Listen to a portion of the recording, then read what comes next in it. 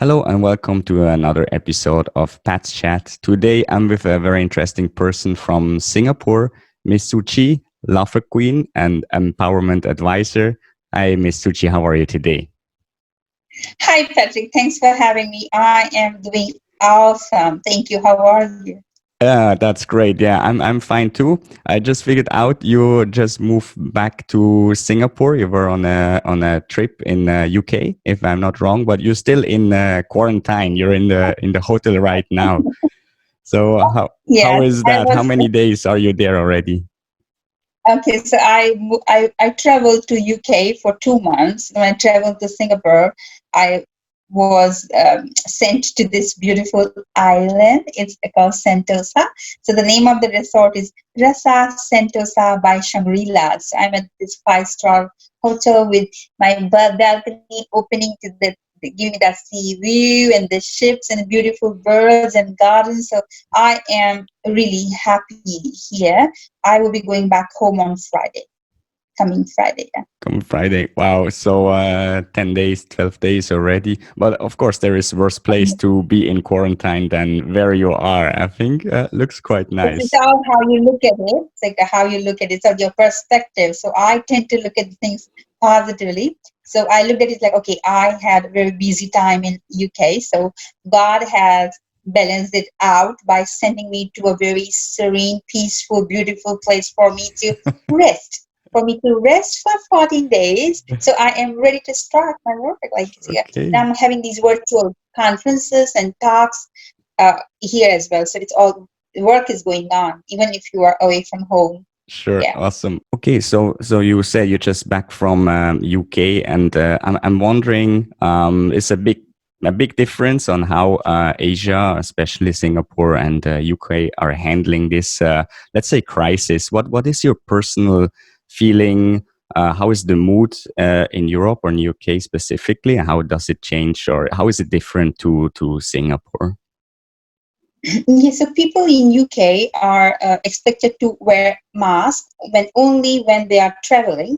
Like they wear masks in the taxis, in tubes, uh, and shopping malls. So at the other times, they are chilling out. They're free. They're like not so bothered about uh, COVID-19. So they look more relaxed. But the cases are on the rise. Whereas in Singapore, we have been asked to put on the mask when we step out of homes, and we have been following that. We've been doing that for months now. So it has become a norm for us to put on the mask before we step out. And the government is doing a good job here. The authorities, officers are managing it really well by taking good care of it. So last week we were at zero cases, like we didn't have any cases anymore. But we also had travelers coming from other countries, so we have some imported cases as well. So government officers are very particular about once you land. Like when I landed here, I did not have any contact with locals. I was straight away asked to take a coach, and I was asked to come all the way to this resort, which is more or less on an island, and I had no contact with locals because I've been requested and asked, and I'm following that very religiously and very, very happily as well, because I'm a responsible citizen. So I have been in my room for 10 days. I only stepped out yesterday to go for my swab test. My COVID-19 swab test was done. But it was also, again, they see how they take good care of you. You need not travel somewhere to go for your swab test, but they arranged it here in the hotel itself. So you just go down Mm, and yeah. you get your test and you come back. So there is a very minimum or no possibility of you passing the infection to someone else Hmm. if you are infected. So I would say that I'm very proud of locals, Singaporeans, and even expatriates who are following the rules and regulations and keeping Singapore um, as the world's safest place to be when it comes to COVID-19 infections. Thank you, Patrick. Okay, I see. So let's move into like your expertise that is really love for therapy. I saw this Yeah. first time when I followed your LinkedIn profile, and I know you were like you have been a principal, a preschool principal before. Then you moved into this laughter therapy. What was the trigger for you to change your profession? Let's say. Thank you, Patrick. That's a very beautiful question, I must say. So I have been living life just like any other person, complaining about life, paying my focus at negatives of life, what's missing in my life, uh, just paying my bills and ready to die, like not really knowing what's the purpose of my life, why am I born, what am I born for, what am I doing on this earth. So I was living life just like any ordinary person before I lost my mom. I lost my mom to cancer 8 years back, and that's where all these questions started to pop up in my mind. Like, am I only here on this earth to pay my bills and die? So I realized that no, there's so much more to my life, and I started to think about my legacy. Like when I leave this planet, what kind of impact I am going to be having on people, how many hearts I'm going to be touching. So these kind of questions popped up, and that's where the transformation happened, I would say. And I started to look at life differently, and I started to give back to society. I started to help people. So I have saved 51 people who were having suicidal thoughts. I have saved now it's 38 people from depression, 38, 39 for depression. Yeah. So I was working as a principal.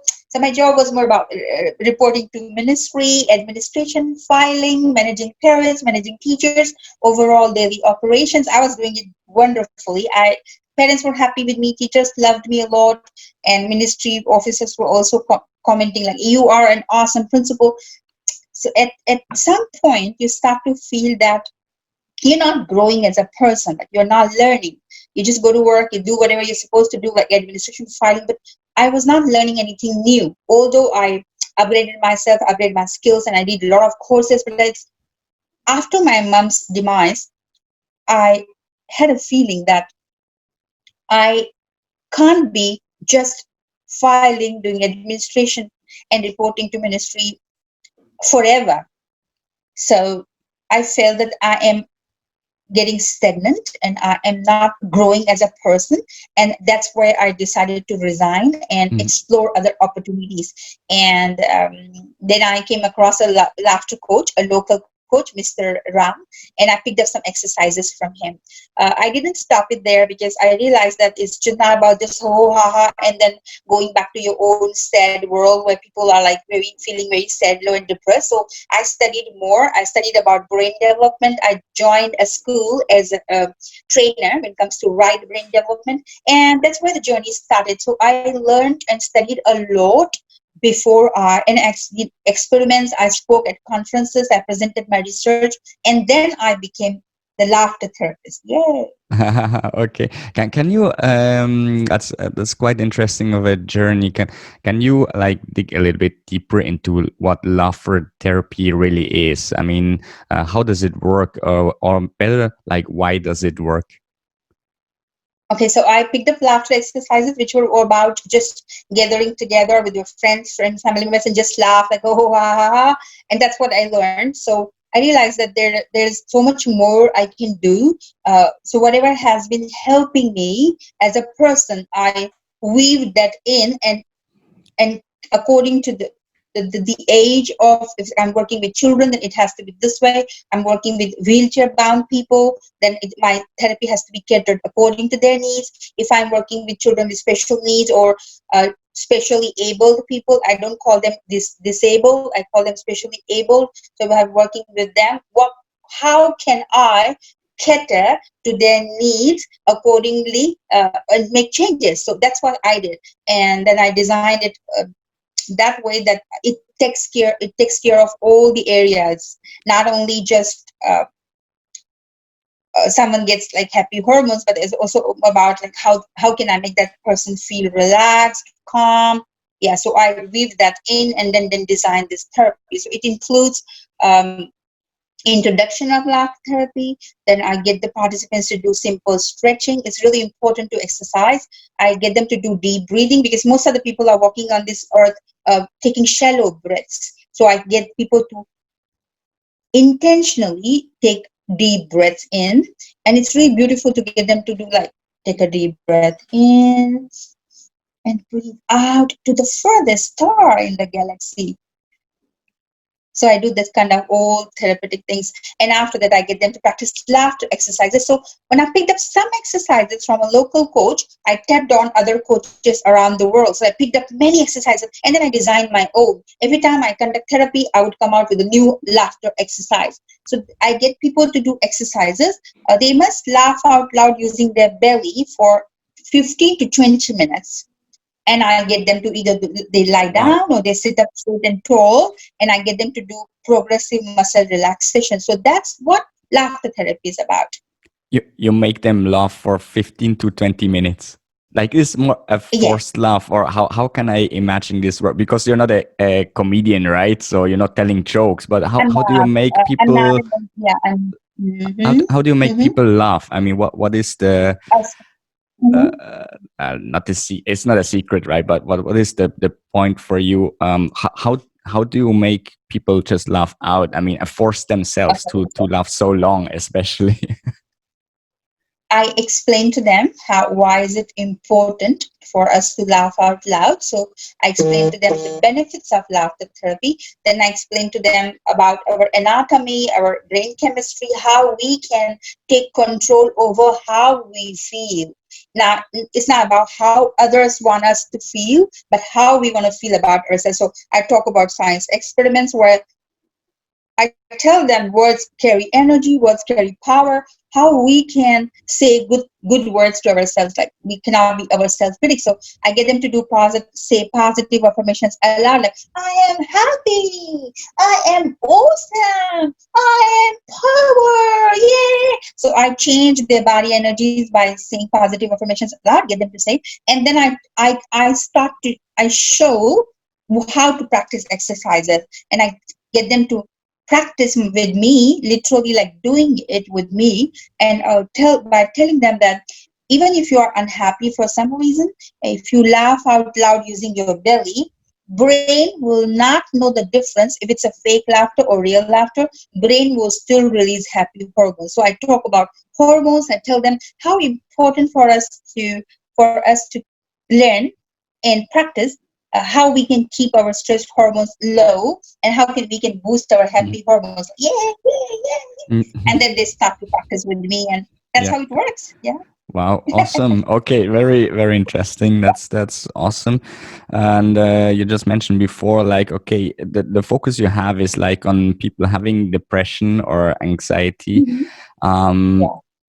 what is well, let's start with this question first. I mean, now we live really in a special time, a crisis, and well, people have to stay inside with the lockdown, or they have to go like you in some isolation, right? So you will not see like people, like real people Mhm. for 10, 14 days. Did you see like a pattern that there's a lot more depression or depressed people around, and people have more anxiety? Maybe even the lockdown comes back. What is your Yeah, it's very, observation? yeah. So my area of concern and my area of control, I always make sure that I don't get overwhelmed by what's not happening, right? What's not good. I can continue to put focus at what's good, what I can do, how I can have control over what are the things I can do. So that's why I do not feel negative about any situation. So of course there is an increase when it comes to number of people who are depressed. Yeah, so I hear more people calling me and talking to me about having suicidal thoughts. There are many people who are a little bit more aware about what depression is, because again, as a mental health advocate, I use platforms like this, podcast interviews and conferences and seminars and workshops to talk about what is depression and how we can manage depression and stuff. So, which I do it very regularly. So that's one of the ways I help people.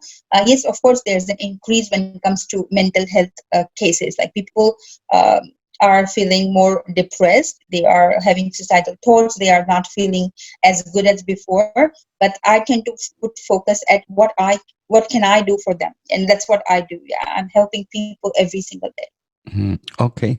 Um, I think one of the key aspects is like that you can early identify, right? Something is wrong, like early identify also depression. What are Yeah. some signs? Like how can people identify in their surroundings, like their families, friends, that someone is going into depression? Okay, so there are many red flags or many signs and symptoms where we can look around and find someone is not feeling as good as he or she used to feel. So, number one will be loss of interest. Like people who used to go out to play like soccer or any other games, or used to run, and then all of a sudden we say, "Let's go! Come on, let's go have a game. Let's play a game." Say, "No, I don't feel like."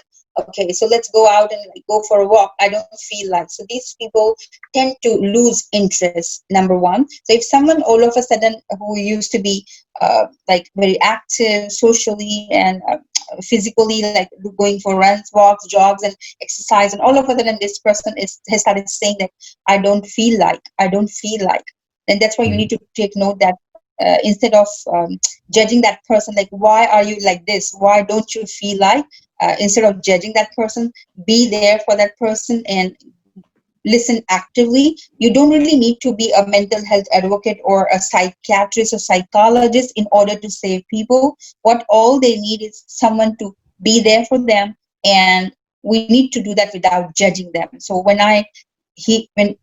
people call me and tell me about their how they feel, I don't tell them like why are you feeling like this. So I don't judge them. So you need to listen to them actively without judging and just be there for them. That's what they need. So depression can be cured. I have cured 32 or 32 people so far uh, who are out of depression, and they are not taking pills anymore. So I'm using this kind of natural therapies to cure them. Yeah. Mhm. Yeah. Okay. When you said like, okay, you cured 32 patients already. I mean, is there like a point where you say, wow, this is like a tough patient, let's call it a tough case, right? To solve.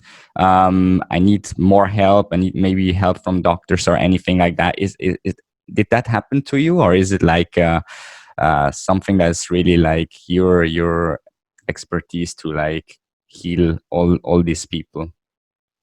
Because there are levels of even when it comes to mental health, there are various mental health issues, not just depression. So if depression is not chronic, if depression is can be cured by like therapies, I get the clients to do it, then yes, it can surely be cured that way. But like if it's the just beginning of depression, and as like someone like me, I always create awareness about it so that I can help people at the very early stage, not when they are already like not been talking for months, or they have decided to keep quiet, or they have decided to or they're just in their own sad black world where they are thinking of committing a suicide. uh, we don't want to wait to that stage, and we want to provide help at the early stage. Yeah. So of course, uh, I have when I help people, I have come across people who are at early stage, and also some who are, when they look at the train, they feel like jumping on the track. So I have cured all sorts of people. Yeah. Okay. You just mentioned also like maybe the last stage of depression is suicidal thoughts, right? It's like when Mm-hmm. you really see no more way out and then just like finish with your life. How do you? I mean, are those people still capable of like reaching out for help? Is that still possible, you think, or is it like really at a stage? Sometimes you don't even figure it out, right? I heard of some person they suicide that without like any signs. So that was came more to a surprise to families. I also would like to ask the same question, like how what are the signs? How can can you in the family or within friends like identify some patterns that someone is like at Mhm. risk? Yeah, so as a mental health advocate who is helping to remove stigma attached to mental health, I talk about mental health very regularly, and I'm going to do that till we start to see uh, and mention about mental health issues just like physical health. So I would be talking about it till the day people start to talk about, oh, I'm depressed, just like the way they say I'm diabetic. Yeah. So right now there is so much stigma attached to it, and um due to taboo and how people in society might look at me if I say I'm depressed, people don't tend to share it. So when you mention about how to find out, so people who are depressed will not come to you. You need to look for them. So when I see someone Hmm. who is usually like doing well, but not like posting this kind of depressing posts on social media platforms, or crying out for help, but very subtly, not like openly, I would just know that this person needs help. So it happened on LinkedIn when 1 year back I saw a post say my mom called me a black sheep today. Am I not good enough to get a job as someone who washes dishes, as a cleaner? Am I not good enough? So that's what the person wrote, and I reached out, and that person has more followers than me now, and he has become a motivational speaker. So I reached out to him. I kind of mentored him, guided him, kind of groomed him, and yeah, that's how so one of the stories. Like so, That's people who are depressed will not come to you. They will not say, "Hey, come, give me help. Oh, I am depressed." You will have to watch for them, and look out and assist and provide help. So that's what I do. So this most of my time when I'm not chatting in private with somebody and this and that, I'm like looking out for this kind of people and providing help. So I'm very focused at what I want to do in life. So I don't waste time. Yeah. that's for sure awesome. Let me ask you, Ms. Suchi, which is for you personally the greatest success story in this journey that you had for you personally? To be able to save lives is something which I feel very fulfilling and rewarding. So rest of the rewards, like the top 50 most impactful people, top 20, this and that, all sorts of awards and recognitions, and people saying, I know I'm living in the on the darkest place on this earth, and your post gave me that light, and this kind of comments, and this just keeps me going. But to be able to save lives is something I find very fulfilling, and that's what keeps me going on this Hmm. path. It's like, yeah, you can do it, come on, one more person, come on, two more people, like, and I just want to reach out to as many people as I can and tell them uh, how beautifully we are designed. It's all about knowing our anatomy, knowing our brain chemistry, and take full control over it to feel empowered. So we don't need to live our life feeling depressed, sad, and low. Once we understand, realize, and learn how powerfully we are designed, like the way we are, uh, everybody can start to enjoy life, and of course feel happy, successful, and peaceful from within. Yeah. Okay, sure. Were there cases that, or like, let's say one case that you can share with us where you felt yourself like coming to some limits, where you said like, wow, it that is like more than I can really support, or like make sure that this person's feels later because the case is just too complex or too complicated. And how did you deal with that? Yeah, so as I mentioned before, that mental health issues, there's not just one type. There are many types of mental health cases, right? So there was a lady who was having hallucinations. So she used to see and perceive things which are not even real. So that's what keeps her that made her feel very anxious. So if there is some issues when it comes just like our networks, right? Networks. So there's brain networks. If there are some issues with the connections and something which is internal, I can't really go into their brain to fix it. So that's where they need to take medication, and they need to go for to see the psychiatrist, a psychologist, and go for treatment, like really treatment. Yeah. So there was a case where I attended to this lady who had not been sleeping for 10 years. She was not able to sleep at night for 10 years. Oh, wow. And Okay. her days were like haywire. As in, like, she used to shout, scream at night, and she would continue to talk negative. Like, she was not able to pay attention to her attention at what's good in her life. So I tried to do whatever I could, but that was her issues. Mental health issues were more or less like internal damage, like which had happened due to what happened with her, and that was something which I couldn't fix. So then I told the family. Of course, they trusted me and they believed in me and they shared their story. And I visited her 3 times. But Mm. then I told them that this is, and she was already seeing a psychiatrist. So they were just trying various ways. So Yeah. that was internal. Internal damage was done. So that's for that. These kind of people need to be taken care by a specialist who can also provide them with medicine. Yeah, I understand. Okay, thanks a lot for sharing also these kind of cases that are obviously very challenging, very difficult. Um, I know you're speaking like in the entire world and on events. What is the next big thing upcoming for you personally?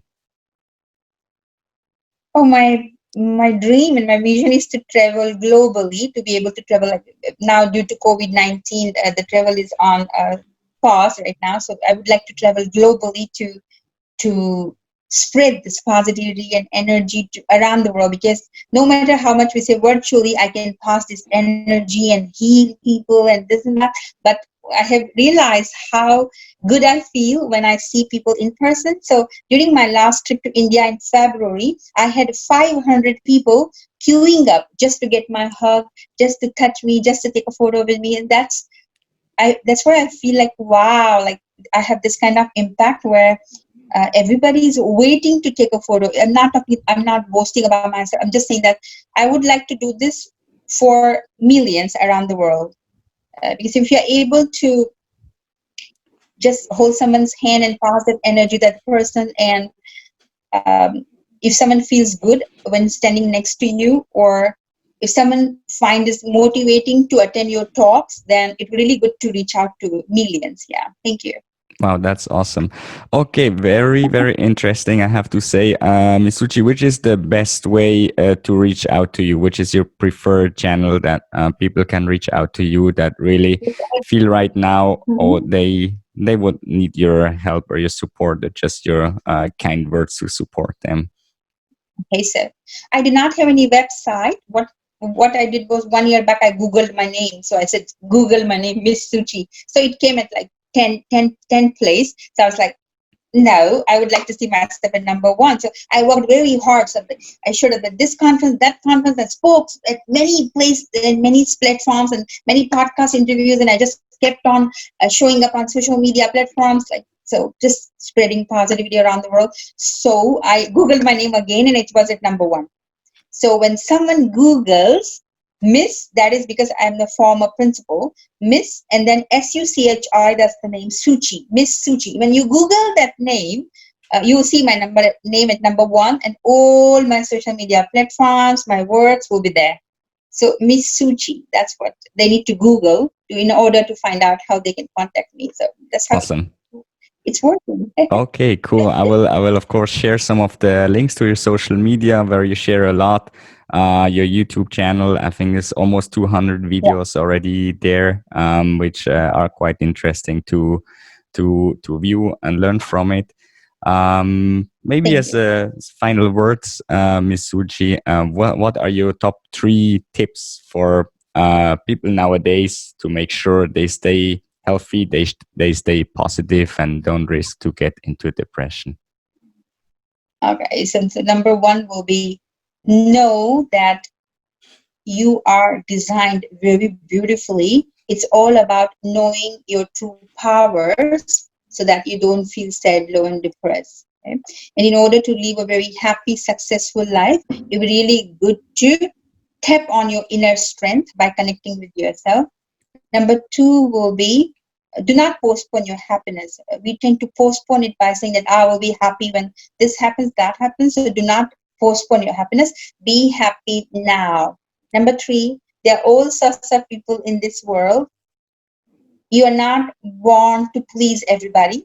You are not born to make them happy. So you do your job properly and let go. Take control over how you feel when someone says something to you. So you can do that by, of course, learning. Like I do share during my talks and therapies, like how you can take full control over it. So we can take control over how we feel, not by how people treat us, not controlling. You need not have control over that, but you can always have control over how you feel by taking control over your own emotions and feelings by practicing emotional mastery. So, yeah. So, in order to live a very happy, successful, and peaceful life, one must work towards self development. So it's nothing to do with like that person and this person. Like lots of people wasting their time on this earth, like this person and that person and that. Like no, no, no. It's all about working from that victor mindset, not from a victim mindset. Like oh, I'm so poor. I'm. You have to come out of that. Like yay! Okay, fantastic. I like that. Thank you so much, Ms Suchi, for sharing all that, sharing your experience, sharing your knowledge. Really greatly appreciate that and appreciate your time also. Thank you, Patrick, for having me. Sure. It's a pleasure. Thanks so much, and thanks to the audience for watching that episode. I hope it was helpful for you. If you don't feel well, if you feel at risk, please feel free to reach out to Ms Suchi. I think at any time, and then I hope you have a great week, and I see you next time for another episode of Pat's Chat. Thanks. Have a great day.